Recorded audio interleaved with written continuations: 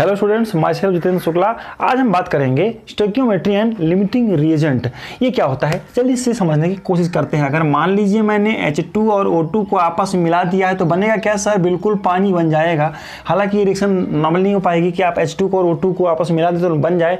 इसके लिए कैटलिस्ट चाहिए, लेकिन एक्सपेरिमेंटल कंडीशन में बनाया जा सकता है। बैलेंस करते हैं। देखिएगा, बैलेंस क्यों करते हैं, हमने इसके पिछले वीडियो में डिस्कस किया था कि बैलेंसिंग ऑफ केमिकल रिएक्शन क्यों जरूरी है। To follow the law of conservation of mass, इसके लिए जरूरी है ये।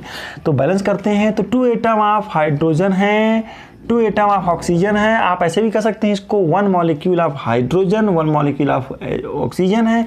ये कितना बनेगा सर? यहाँ पर तो बैलेंस नहीं है, मैं इसको बैलेंस करता हूँ, 2 लिख देता हूँ। तो देखिएगा ये गैस के फॉर्म में बना रहा हूँ। अच्छा एक बात देखिए, तो ये 2 है, यहाँ पर बैलेंस है, ये तो बैलेंस है। हाइड्रोजन बैलेंस नहीं है, हाइड्रोजन को बैलेंस करने के लिए मैं यहाँ पर 2 लगा देता हूँ। तो देखिए it is balance chemical equation. अच्छा, बैलेंस केमिकल इक्वेशन से हमें क्या क्या इन्फॉर्मेशन मिलती है, तो हमने डिस्कस किया था आपसे कि क्या इसका कॉफिशिएंट क्या है। देखिए H2 के स्टोइकियोमेट्री क्या है और उसका स्टोइकियोमेट्री कॉफिशिएंट क्या होता है। H2 के पहले जो नंबर लगा है वही इसका स्टोइकियोमेट्री कॉफिशिएंट है। यहाँ 2 लगा है, यहाँ 1 है, और 2 के पहले कुछ नहीं है तो 1 है, और यहाँ क्या है 2 है। तो ये हम पहले भी पढ़ चुके हैं। तो इसको आप अगर मोल के हिसाब से लिखें, मोल टू मोल रिलेशन, तो क्या होगा सोचिए, 2 मोल और ये कितना चाहिए 1 मोल। तो ये कितना बनेगा स्टूडेंट्स? बिल्कुल 1 मोल, 2 मोल ये, 1 मोल ये, तो 2 मोल वाटर बनेगा, है ना। चलिए तो मोल टू मोल रिलेशन है। अब आप इसको देखिएगा, अगर मान लीजिए आपको क्वेश्चन में दिया गया क्या कि यहीं पर मास दे दिया गया, तो आप मास भी निकाल सकते हैं। क्या मास होगा बताओ? तो 2 मोल आप H2 का मास कितना होगा? 2 मोल का मास होगा 2 × 2 इज इक्वल टू क्या आएगा 4 ग्राम ऑफ H2। और O2 कितना दिया गया है? बिल्कुल 32 ग्राम दिया गया है। ये कितना दिया गया है? 36 ग्राम। कैसे सर? 1 मोल का मास होता है 2 + 16 18 तो ये कितना हो जाएगा 36 ग्राम। चलिए ये तो मास टू मास रिलेशन हो गया। आप डायरेक्ट लिख सकते हैं 4 ग्राम, आप डायरेक्ट यहाँ 4 ग्राम लिख सकते हैं। तो मेरा मतलब उसी से था, ये मास टू मास रिलेशन है। लेकिन कभी ऐसा हो गया आपको किसी ने दे दिया कितना, ध्यान से देखिएगा, एक ये तो स्टैंडर्ड कंडीशन है। ये कैसी कंडीशन है? ध्यान से देखिएगा, ये है स्टैंडर्ड कंडीशन। स्टोइकियोमेट्री के हिसाब से उसको स्टैंडर्ड कंडीशन कहेंगे। आप वॉल्यूम भी ले सकते थे इसमें। अच्छा, अब मैं इसमें ट्विस्ट करता हूँ। अगर मैंने आपको गिवन कंडीशन दे दिया, मतलब मेरे पास कुछ शॉर्टेज है किसी सामान की, जैसे फैक्ट्रीज में आप प्रोडक्शन करते हैं तो उसमें हमें देखना पड़ता है ना कि कितनी प्रोडक्ट बनाना है, तो उसके लिए क्या क्या रॉ मटेरियल चाहिए आपको। अगर 4 लोगों के लिए चाय बनानी है तो उसके लिए उसके हिसाब से चाय का सामान चाहिए आपको। मिल्क चाहिए, टी लीव्स चाहिए, शुगर चाहिए, वाटर चाहिए। और अगर 40 लोगों को बनाना है तो चाय के लिए रिएक्टेंट भी ज़्यादा चाहिए भाई। चाय बनाना है आपको तो टी लीव ज़्यादा चाहिए, शुगर ज़्यादा चाहिए, है ना, वाटर भी ज़्यादा चाहिए उसी हिसाब से, और मिल्क ज़्यादा चाहिए। अच्छा, एक चीज़ मैं चेंज करता हूँ यहाँ पर, ध्यान से देखिएगा। क्या है सर? देखिएगा, जैसे मान लीजिए मैंने आपको यहाँ पर दे दिया 10 ग्राम ऑफ H2 दे दिया, और दे दिया 10 ग्राम ऑफ O2। मैंने कहा चलो बेटा बनाओ तो 10 ग्राम ऑफ H2 ले लो, 10 ग्राम ऑफ O2 ले लो और बनाओ तो H2O। अब यहाँ पर वाटर कितना बनेगा? तो देखो ध्यान से, अगर ये 2 मोल रहता है तो ये 2 मोल बनता है, 1 मोल है तो ये 2 मोल बनेगा। अच्छा, इसमें ध्यान से देखेंगे कि जब गिवन कंडीशन दिया हो, गिवन कंडीशन में प्रोडक्ट किसके हिसाब से बनाएंगे आप बताइए? H2 के हिसाब से कि O2? 2 रिएजेंट है तो उसके किसके हिसाब से बनाएंगे? देखिएगा, इसमें ऐसा सब्सटेंस जो स्टोइकियोमेट्री के हिसाब से कम होता हो उसको लिमिटिंग रिएजेंट कहते हैं।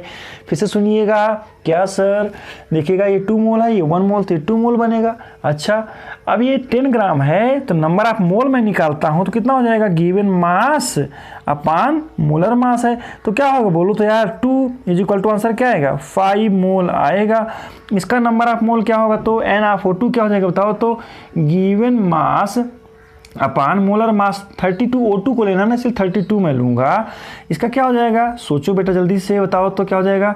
यस, इसको सॉल्व करते हैं तो इसका आंसर आता है 0.3125। ये मोल के हिसाब से आएगा लगभग।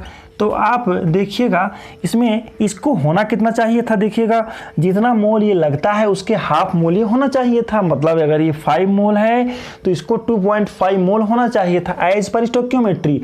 अगर ये 4 मोल आप लेते हो तो ये कितना चाहिए? ये चाहिए 2 मोल। अगर इसको आप 1 मोल लेते हो तो ये कितना चाहिए, बोलो बोलो यार, ये इसके आधा चाहिए।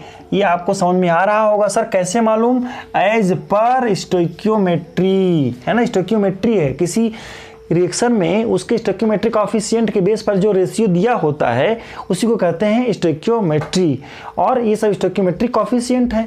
तो H2 और O2 का जो रेशियो होना चाहिए 2:1 होना चाहिए। लेकिन यहाँ पर क्या कर दिया है देखिएगा, गिवन कंडीशन में मैंने आपको इतना ग्राम दिया है, ग्राम से तो आप देखिए निकालना मुश्किल है कि क्या रेशियो होगा। ज़्यादा अच्छा होगा कि आपको नंबर ऑफ मोल में कन्वर्ट कर लें गिवन मास अपान मोलर मास से, और भी फार्मूले हैं। नंबर ऑफ मोल को निकालने के वॉल्यूम के हिसाब से भी निकाल सकते हैं, नंबर ऑफ पार्टिकल के हिसाब से भी निकाल सकते हैं। तो नंबर ऑफ मोल ये 5 मोल है और ये इतना मोल है। अच्छा, जब ये होता है 2 मोल तो बनाता है कितना मोल वाटर, 2 मोल बनाता है, बिल्कुल। जब ये 4 मोल होता है तो वाटर कितना बनेगा, बिल्कुल 4 मोल बनेगा। कहने का मतलब ये हुआ कि जब सब कुछ स्टोइकियोमेट्री के हिसाब से है, स्टैंडर्ड कंडीशन में है, तब तो इसके हिसाब से बन जाएगा प्रोडक्ट, इनका रेशियो स्टैंडर्ड रहेगा। लेकिन जब कोई चीज़ कम होती है तो प्रोडक्ट कैसे बनेगा, if any substance is present in less amount, ऐसे कंडीशन में इसको कहा जाता है लिमिटिंग रिएजेंट। फिर से देखिएगा, मैं इसको बैलेंस करने की कोशिश करता हूं। यस, फिर सुनिएगा, ऐसा सब्सटेंस जो गिवन कंडीशन में स्टैंडर्ड कंडीशन से कम अमाउंट दिया हो या उसका रेशियो कम दिया हो, ऐसे सब्सटेंस को क्या कहते हैं, लिमिटिंग रिएजेंट कहते हैं। इस इक्वेशन में लिमिटिंग रिएजेंट कौन है स्टूडेंट्स, यस O2 है। सर क्यों है O2 लिमिटिंग रिएजेंट, क्योंकि इसका नंबर ऑफ मोल कितना होना चाहिए था, 5 मोल, ये है तो कितना होना चाहिए था 2.5।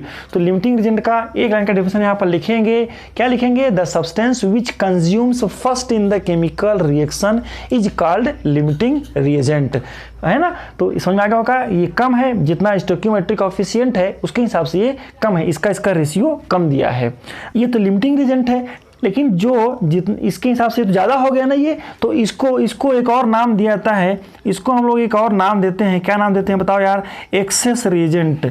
इसका भी डेफिनेशन आप चाहे तो लिख लें। एक्सेस रिएजेंट क्या होगा, the reagent which is present in the greater amount than the stoichiometric ratio is called excess reagent, है ना। जिसका इसका रेशियो देखो 5 है, इसके हिसाब से इसका टूजा होना चाहिए था, जितना मोल O2 है उसके दुगना ये होना चाहिए था, है ना। क्यों सर, स्टोइकियोमेट्री के हिसाब से, ये जो हमारा स्टैंडर्ड कंडीशन है, लेकिन उसके हिसाब से क्या है, यहाँ पर तो बहुत ज़्यादा है, तो क्या होगा, ये एक्सेस रिएजेंट है। तो आप समझ में आ गया होगा। अच्छा, अब प्रोडक्ट किसके हिसाब से बनेगा, लिमिटिंग रिएजेंट तो समझ में आ गया आपको, एक्सेस रिएजेंट समझ में आ गया होगा आपको। चलिए देखिएगा, product always formed by the limiting reagent, take care, product always formed as per the availability of limiting reagent. किसी भी रिएक्शन में प्रोडक्ट हमेशा लिमिटिंग रिएजेंट के हिसाब से बनेगा। आप समझिएगा क्यों ऐसा होता है। तो देखिएगा, जैसे आपके घर में मान लीजिए कोई 4-5 लोग आ गए, तो आप उनको चाय बना के पिलाना है तो आप फटाफट जाएंगे किचन में और चाय बना करके पेश कर देंगे। लेकिन अगर आपके घर में 600 लोग आ गए तो क्या हो जाएगा, 600 लोगों के लिए, चलिए शुगर तो हमारे पास है घर में, बैग में, बड़े बड़े बैग में रखा हुआ है, मिल्क भी है, लेकिन हमारे घर में एक चीज़ कमी हो जाएगी, क्या, कप नहीं मिलेंगे हमारे यहाँ, है ना। कप हम लोग कप कितने रखते हैं, 2 दर्जन 3 दर्जन, बस अपने काम के लिए, है ना, 10 20 50 रखेंगे। 600 लोगों के लिए, 50 लोगों के लिए, 100 लोगों के लिए कप देना है टी देने के लिए, तो कैसे दे पाएंगे, आप नहीं दे पाएंगे, है ना। तो वहाँ पर चाय बनाने में लिमिटिंग रिएजेंट क्या हो जाएगा, कप, है ना। आप कितने लोगों को कप बनाए चाय बनाएंगे, जितने कप्स हैं आपके पास। कभी ऐसा भी हो सकता है कि हमारे घर में शुगर कम हो, टी लीव्स भी है, पानी भी है, शुगर तो कम है या शुगर तो 20 लोगों के लिए है, तो अरे चाय कितनी बनाओगे, तुम 40 बना सकते हो, बिल्कुल नहीं, तब आप 20 लोगों की चाय बना सकते हो। तो जो कम होता है उसी के हिसाब से हम सारा प्रोडक्ट डिसाइड करते हैं। समझ में आ गया होगा आपको। तो कहने का मतलब क्या है, एग्जाम्पल क्या है कि किसी भी रिएक्शन में प्रोडक्ट हमेशा लिमिटिंग रिएजेंट के हिसाब से बनेगा। अच्छा ध्यान से देखिएगा, अब इसको मैं प्रोडक्ट कितना बनेगा उस चूज करने की कोशिश करता हूं। देखो बेटा, अगर ये O2 स्टैंडर्ड कंडीशन में ये 1 मोल है तो ये कितना बनेगा, 2 मोल बनेगा। ये 1 मोल है तो ये 2 मोल बनेगा। तो भैया ये इतना मोल है तो ये कितना बनेगा, अरे जितना मोल ये O2 होता है उसके ट्वाइस ये बनेगा एज पर रेशियो। फिर से देखिए, क्या कैसे रेशियो निकालेंगे, लिमिटिंग रिएजेंट से बनाना है प्रोडक्ट, तो लिमिटिंग रिएजेंट और प्रोडक्ट के बीच का रेशियो क्या है, लिमिटिंग रिएजेंट और प्रोडक्ट, यहाँ पर लिमिटिंग रिएजेंट O2 है, कभी ये भी हो सकता है लिमिटिंग रिएजेंट, लेकिन इस कंडीशन में, गिवन कंडीशन में O2 इज लिमिटिंग रिएजेंट, तो इसके हिसाब से 1:2 होना चाहिए, लेकिन 1:2 तो क्या करेगा, जितना मोल ये है, जितना मोल O2 होता है उसके ट्वाइस ये बनेगा, ये इतना मोल है तो H2 कितना बनेगा, H2 बनेगा हमारा 2 × 0.3125 मोल। चलिए ठीक है। अच्छा, इसमें कुछ क्वेश्चन और आया करते हैं, क्या सर इसमें H2 का कितना मोल कंज्यूम होगा, ये भी क्वेश्चन आया करता है कभी कभी, सोचिए जल्दी से। अरे भाई जितना मोल O2 लगता है इसका रेशियो क्या है बताओ, इसके ट्वाइस मोल ये खत्म होगा। फिर से देखो, जितना मोल O2 है लिमिटिंग एजेंट के हिसाब से बाकी सबको डिसाइड करेंगे, तो जितना मोल O2 है, O2 और H2 में क्या रिलेशन है, 1:2 है, तो क्या करेंगे, जितना मोल O2 लगेगा उसके ट्वाइस ये लगेगा, मतलब ये 5 मोल है जरूर, लेकिन हमारा O2 H2 लगेगा कितना, सोचो सोचो फटाफट, बिल्कुल लगेगा ये 2 × 0.3125 मोल। यस, अच्छा इसको ट्वाइस कर दीजिएगा, 5 मोल में से इतना मोल कंज्यूम हो जाएगा और बाकी बचा रहेगा, अनरिएक्टेड बचा रहेगा। कई बार ऐसे क्वेश्चन आए हुए हैं, ऐसे आप समझ में आ गया होगा आपको लिमिटिंग रीजेंट क्या है, ये बहुत इंपॉर्टेंट कंडीशंस है और इसके रिलेटेड क्वेश्चन आते हैं। मैं एक क्वेश्चन क्या लिखने की कोशिश करता हूँ, यहाँ देखते हैं। यहाँ पर क्वेश्चन लिखा है कि इन अ रिएक्शन A + B2 मिल करके AB2 बनाते हैं, कोई रीजेंट आप ले सकते थे इसमें। अब आपको क्या करना है, आइडेंटिफाई द लिमिटिंग रीजेंट, अगर कोई है तो उसको पहचानिए और बताइए। चलिए, अच्छा मैं लिमिटिंग रीजेंट की तरफ चलूँ उसके पहले मैं यहाँ पर समझ लेता हूँ क्या कि ये रिएक्शन हमें बैलेंस है, उन्होंने दिया है, तो उसके हिसाब से मैं क्या कहूँ कि इसका मतलब ये है कि 1 mole of atom of A react with 1 mole of molecule of B, और ये कितना बनेगा यार, यस 1 मोल ऑफ AB2 बनेगा। तो A और B का रेशियो कैसा होना चाहिए, मोल के हिसाब से A का होना चाहिए, 1:1 होना चाहिए। 1 mole of A 1 mole of B अगर आपस में रिएक्शन करते हैं तो 1 मोल ऑफ AB2 बनेगा। अच्छा, तो यहाँ पर इनका रेशियो क्या है, तो दो रिएक्टेंट के बीच का आपस का रेशियो है 1:1, मोल टू मोल रेशियो में देखें तो 1:1 मोल आना चाहिए। अगर मैं इसको मॉलिक्यूल के हिसाब से देखूं तो क्या हो जाएगा, देखिएगा यहाँ पर इसके कितने एटम होने चाहिए, 1 मोल में कितने एटम होते हैं बताइए, तो 6.022 × 10⁻23 एटम। अगर इसके इतने एटम हैं तो इसके कितने मॉलिक्यूल होंगे बताओ तो यार, यस इतने ही मॉलिक्यूल होंगे, 6.022 × 10⁻23 मॉलिक्यूल होंगे। यहाँ पर ये एटम है और इतने क्या होंगे बताइए तो भाई, जल्दी सोचिए, इतने मॉलिक्यूल होंगे। और इसके क्या बनेगा, ये मॉलिक्यूल है 6.022 × 10⁻23 क्या बनेंगे स्टूडेंट, जल्दी पहचानिए, यस मॉलिक्यूल बनेंगे। फिर से देखिएगा, इसकी एटम है, ये मॉलिक्यूल है क्योंकि डायटॉमिक है, और ये भी मॉलिक्यूल है। अब चूंकि मैंने सब में बराबर क्वांटिटी क्यों लिखा है, देखिएगा यहाँ पर ये एटम है इसलिए मैंने एटम लिखा है, वहाँ पर ये मॉलिक्यूल के फॉर्म में है तो मॉलिक्यूल लिखा है, और ये मॉलिक्यूल है तो मैंने मॉलिक्यूल लिख दिया है। अब ध्यान से देखिएगा ये क्वेश्चन हमारे लिए क्या कहता है। सबसे पहले मैं फर्स्ट क्वेश्चन की तरफ चलता हूँ कि क्या, देखिएगा यहाँ इसके हिसाब से देखा जाए तो अगर ये 1 मोल है तो ये 1 मोल होना चाहिए, अगर इतने एटम है तो इतने मॉलिक्यूल ये होने चाहिए। तो देखिएगा 300 एटम ऑफ A, यहाँ पर एटम कम दे दिया है, 300 एटम ऑफ A और 200 मॉलिक्यूल ऑफ B।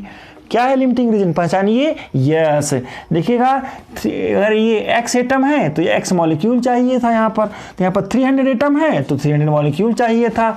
तो यहाँ पर क्या है, यहाँ पर इट इज लिमिटिंग रिएजेंट, पहले पढ़ रहा होगा आपको। फिर से देखिएगा नेक्स्ट क्वेश्चन चलते हैं, 2 mole of A 3 mole of B। अरे मोल टू मोल रेशियो में क्या कह रहा है, पहचानिए, यस 1:1 होना चाहिए। कब, एट स्टैंडर्ड कंडीशन।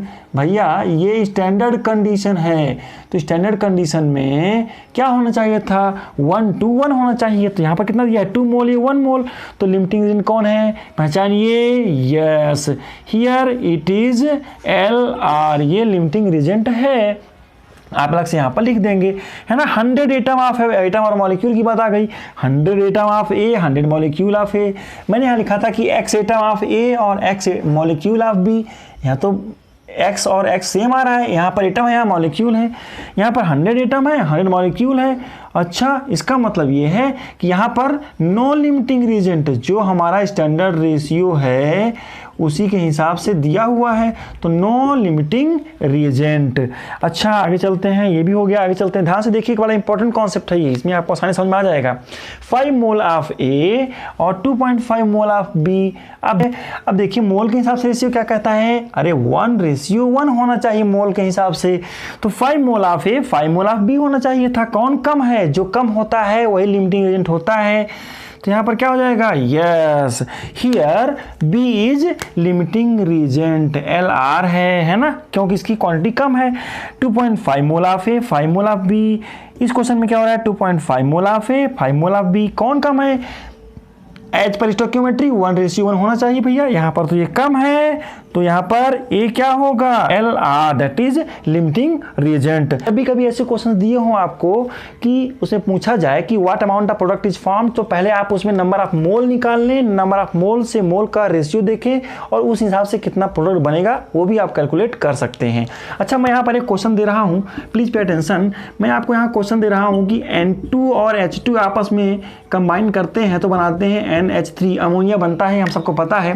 बैलेंस करने के लिए मैं यहाँ पर 2 लगा देता हूँ और ये तो बाकी थिंग बैलेंस हो गया, यहाँ पर 3 लगेगा। अगर मैंने आपको ये 4 मोल ऑफ N2 दे दिया है और 12 मोल ऑफ H2 दिया है, तो अमोनिया कितना बनेगा, आप इसको कमेंट बॉक्स में लिखेंगे। क्या लिखेंगे सर, कि अमाउंट ऑफ NH3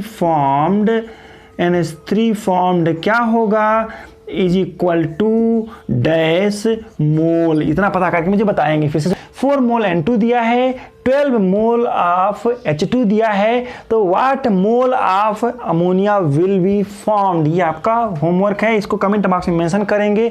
और एक बात है, आप ये बताएंगे कि इसमें कोई लिमिटिंग रिएजेंट है क्या। अगर कोई लिमिटिंग रिएजेंट है तो लिख दीजिएगा डैश इज लिमिटिंग रिएजेंट, और नहीं होगा तो लिख दीजिएगा नो लिमिटिंग रिएजेंट। ये भी आप लिखिएगा, नो लिमिटिंग रिएजेंट और डैश इज लिमिटिंग रीएजेंट। ऐसा आप करने की कोशिश करेंगे। आफ्टर अंडरस्टैंडिंग दिस टॉपिक आप समझने की कोशिश करेंगे, इस क्वेश्चन को सॉल्व करके कमेंट बॉक्स में मेंशन करेंगे। चलिए ठीक है स्टूडेंट्स, ऐसे ही कुछ और क्वेश्चंस को सॉल्व करने की कोशिश करेंगे। मिलते हैं अगले क्लास में with the concentration terms that is quite simple and important. Thank you.